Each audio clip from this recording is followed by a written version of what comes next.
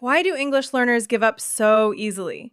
I mean, they start strong, download all these apps, make flashcards for phrasal verbs, and then poof, they're back to their native language, feeling defeated. Because they try to cram in phrasal verbs like they're studying for some brutal exam. You know, rote memorization. Look up, give up, pick up, over and over, until their brain just checks out. And that's exactly where they mess it up. They treat English like a test, not a conversation. So today, we're not teaching phrasal verbs, we're living them. No lists, no quizzes, just real talk.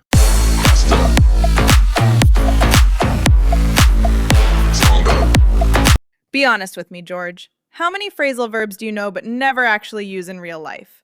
Like you've got this massive list in your notes app, but when you're chatting with friends, they just sit there collecting digital dust. Too many, honestly. Back in school, I looked them up obsessively. Put off, turn down, come across. Wrote them all down in a notebook, flashcards everywhere. And then I forgot them completely. They'd pop up in a movie or something, and I'd be like, wait, what does that even mean again? Total waste. Same here. I used to put off speaking English for months because I was scared I'd mess up a phrasal verb and sound like an idiot. Remember that time I avoided joining a group chat with internationals? I was like, nope, not ready. Better stick to texting in my language. Exactly. And natives don't even think through grammar or hunt for the perfect phrasal verb. They just talk. It flows out naturally, like breathing. No overanalyzing. That's your first lesson right there. Don't think. Speak. Jump in, stumble if you have to. Your brain will catch up. Let me tell you a real story to show how this works. Yesterday, my friend turned up late to our hangout, like an hour late. We were supposed to grab coffee at 10, and he rolls in at 11, looking all sheepish. Turned up means arrived, right? But late, like unannounced or just showing up out of nowhere? Yes, exactly. Arrived unexpectedly or just showed up. And I was about to lose my temper, you know? I've been waiting, getting hangry, tapping my foot. But then he made up this wild excuse about traffic and a flat tire. Total fabrication. Oh, come on. Did you buy it? Like, did you actually fall for that story, or were you just being nice? Not really. It was so obvious. But I didn't call him out in the moment. I let it slide because we're bros. Didn't want to blow up the vibe. Oh, come on. Did you buy it? Like, did you actually fall for that story, or were you just being nice? See what just happened? You just learned 4 phrasal verbs plus an idiom without memorizing a single flashcard. Turned up, lose your temper, made up, call out, and we wove them into a story. That's the magic. Mini lesson without feeling like a lesson. Let's break it down, casually, no boring lecture vibes. Turn up, arrow, arrive, often late or unexpectedly, like a surprise guest. Make up, arrow, invent something, like a story or excuse. He totally made it up on the spot. Call out, arrow, expose or confront someone publicly. I could have called him out right there. Lose your temper, arrow, get really angry, blow your top. I held it back. Whew. And here's the real secret sauce. If you don't use them in a personal story like that, they won't stick around in your brain. Stories glue them in, way better than lists. Try it. What's a time someone turned up late in your life? George. Okay, your turn now. Let's role-play a situation to make it stick. Create one on the spot. All right, imagine this nightmare morning. I woke up late because my alarm didn't go off. My phone completely ran out of battery right when I needed to check emails.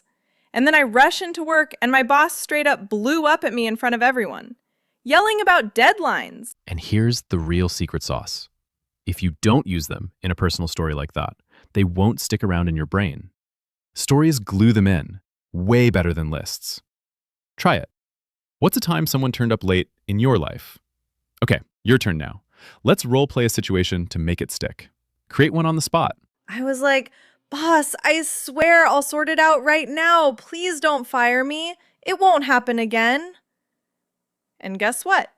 He calmed down and I fixed it by the end of the day. Blew up means got super angry, exploded with rage, like a volcano. Classic boss move. What did you say back? Fear?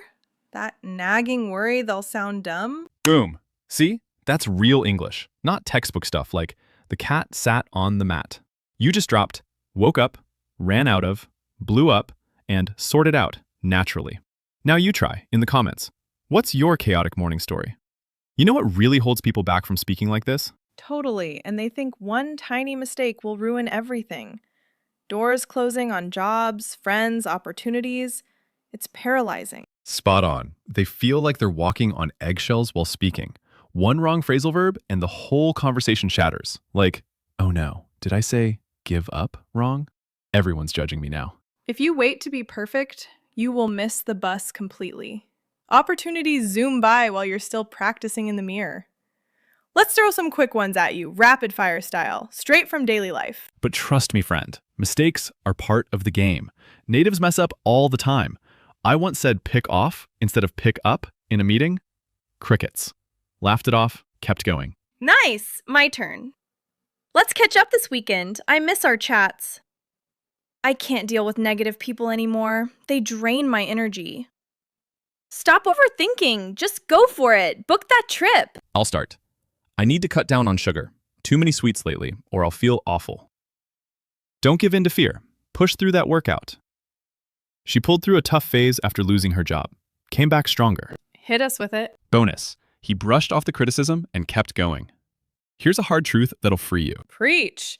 Focus on the ones you'll actually run into daily, like in movies, podcasts, or chats. You don't need to know all 10,000 phrasal verbs out there. That's a myth designed to overwhelm you. Use one phrasal verb and one idiom in the comments below. Tell us a quick story. Exactly. And once you start using them in your own stories, confidence will kick in automatically. It's like muscle memory. You won't even notice. Your challenge today, right now. Because fluency comes when fear fades away. Drop it now. We're reading every one. Mess up? We don't care. Typos, wrong word, whatever. Just try. It's a habit you build, one messy conversation at a time. Remember that time I turned up late to my own birthday party? Made up a dumb excuse, but my friends just laughed. English is not a subject to ace. So don't give up on yourself. You've got this. You're closer than you think. And habits are built by showing up every day, even when it's scary.